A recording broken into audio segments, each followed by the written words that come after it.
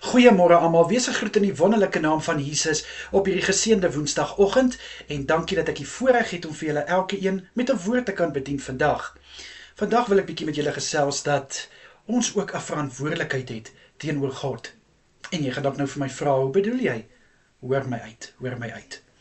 Wanneer ons lees in Romeine 8 vers 28 staan daar dat alles sal ten goeie meewerk. Nou baie keer stop ons daar en dan sê ons alles sal ten goeie vir my uitwerk. Ja, nee, geen probleem nie.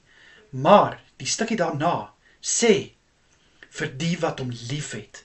Nou kind van God, dit sê klaar vir my.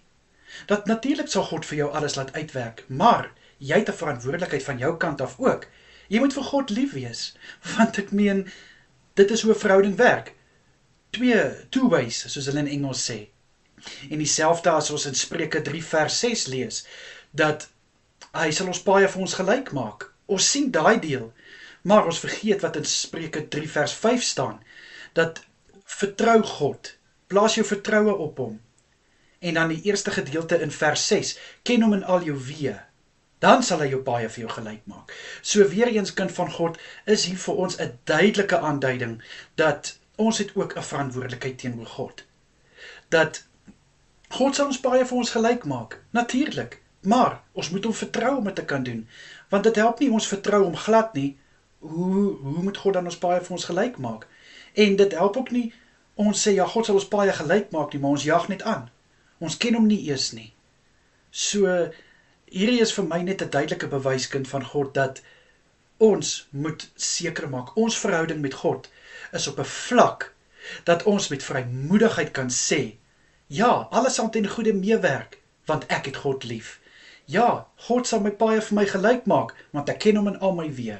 En dan, die vers waarmee ek wil afsluit, is Psalm 23. Ons almal ken dit, die eerste en tweede vers. Die Here is my herder, ek sal niks kort kom nie. Nou kind van God, natuurlik is God ons herder, en hy wil hê ons moet niks kort kom nie. Maar, wanneer is God jou herder? Net wanneer jy hom nodig het? Of net op 'n Sondag of op 'n Woensdag?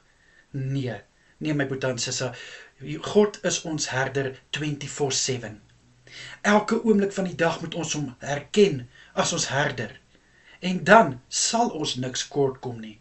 So mag hierdie woord vandag vir jou bemoedig om te gaan reflekteer, waar is jou verhouding met God?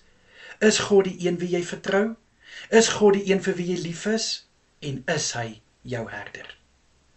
Kom ek bid vir ons. Here, ek bid in Jesus naam dat elkeen van ons, insluitend myself, dat ons sal gaan ondersoek doen.